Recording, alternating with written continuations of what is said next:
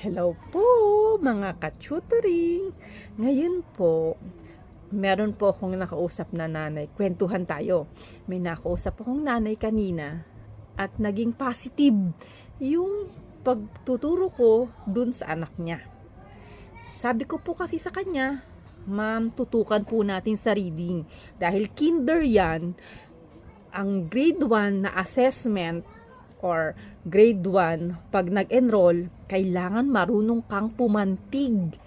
Hindi pwedeng kay ganda-ganda ng anak mo, kay galing-galing magsulat ng anak mo, papasa na? Hindi po.